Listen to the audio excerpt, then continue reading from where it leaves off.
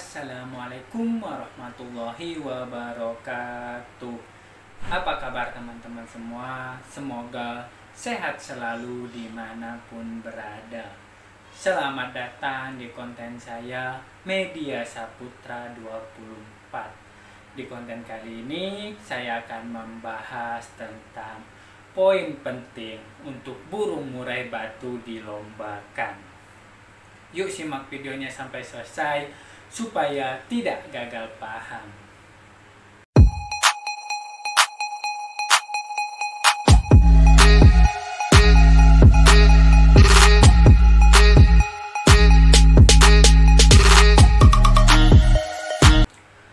Oke teman-teman semua, kembali lagi ke pembahasan kita tentang poin yang sangat penting untuk burung murai batu itu dilombakan.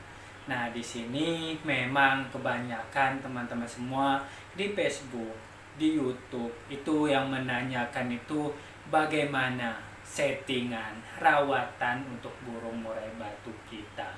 Nah, sebenarnya poin pentingnya bukan itu teman-teman semua. Poin pertama burung murai batu untuk dilombakan itu yang pertama itu adalah mental. Nah, mental ini sangat penting teman-teman semua karena mental ini untuk dia bunyi, untuk dia tarung, karena burung murai batu ini sifatnya fighter, sifatnya alpha. Dia mempunyai penguasa di wilayah itu.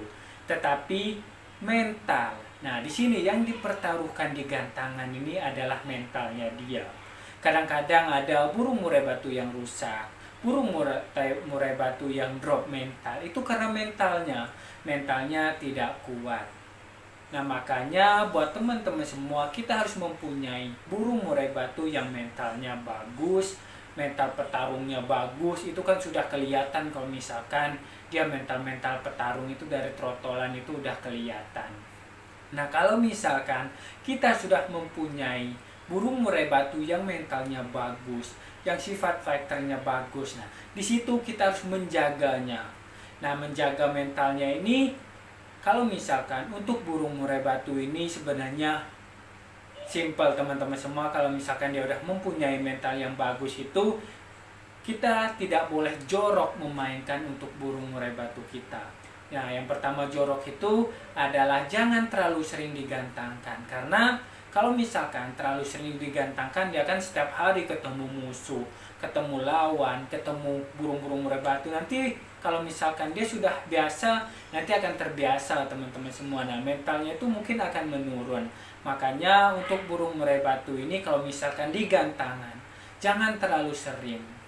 Misalkan seminggu sekali, 2 minggu sekali, walaupun dia sudah mapan, kita tidak boleh jorok untuk burung murai batu kita ini. Karena burung murai batu ini walaupun sifatnya fighter, sifatnya alpha, kita harus menjaga dia teman-teman semua. Jangan terlalu sering, jangan terlalu jorok. Nanti kalau misalkan terlalu jorok, nanti akan jelek teman-teman semua ke depannya. Mungkin setelah mabung dia kurang bagus. Makanya bisa digantangkan seminggu sekali ataupun seminggu 2 kali. Nah, selain digantangan di rumah untuk menjaga mental dia, jangan saling melihat teman-teman semua. Di gantangan kita sudah jarang, dan di rumah pun misalkan kita mempunyai kan kadang-kadang ambisi ya, banyak burung murai batu ada 3, 4, 5, 6. Kita saling melihatkan. Nah, saling melihatkan ini kurang bagus untuk mentalnya dia. Karena kita membangun mental petarung, membangun mental penguasanya dia. Jangan dilihatkan antara satu sama lain di rumah. Kalau misalkan dia cuma bunyi-bunyi itu tidak masalah, sering saut-saut. Asal jangan kita track, tiap hari kita lihatkan, nanti dia mentalnya juga akan menurun. Nah, kalau misalkan banyak di rumah ya seperti itu, jangan saling melihat. Kalau saut-sautan itu tidak masalah. Ini untuk membangun mental burung murai batu kita. Nah, selain mental, yang kedua baru kita kerawatan. Nah, untuk rawatan burung murai batu yang gantangan ini sebenarnya kita harus menyetabilkan antara stamina, birahi, dan emosi. Nah, kalau misalkan kita harus mendapatkan birahi. Yang pertama birahi, karena birahi ini untuk menggacorkan burung. Karena burung ini mau gacor, walaupun dia ngukluk, dia harus mempunyai birahi. Dan yang kedua itu emosi. Nah, emosi ini untuk menaikkan ininya ya, mengancamnya dia, karena ini kan akan mengancam dia kalau misalkan emosinya naik. Dan burung murai batu yang mau bongkar isian, mau nembak, mau mengancam itu harus mempunyai emosi. Jadi birahi itu untuk menggacorkan dia, dan dia harus mempunyai emosi untuk mengancam lawan. Untuk bongkar isian ini harus mempunyai emosi. Nah, selanjutnya selain emosi itu adalah stamina. Nah, stamina ini untuk mendukung dia, teman-teman semua. Dia udah mempunyai birahi, dia udah mempunyai emosi, dia udah mempunyai mental yang pertama tadi. Dia harus didukung sama stamina. Karena dia mau bongkar isian, dia mau gacor, dia mau tarung, harus mempunyai stamina yang bagus. Nah, ini kalau misalkan yang seperti ini, kita harus menjaga dia, teman-teman semua, staminanya dia. Nah, stamina, birahi, emosi ini bisa kita gunakan ekstra puding seperti jangkrik, kroto. Nah, settingan-settingan teman-teman semua ini untuk meningkatkan birahi, emosi, dan staminanya. Dan penjemuran. Kalau misalkan burung murai batu kita ini kurang emosi, ini kita lihat, dia kurang bongkar isian, kita tambahkan penjemuran. Nah, penjemuran ini kita tambahkan untuk menaikkan emosinya dia.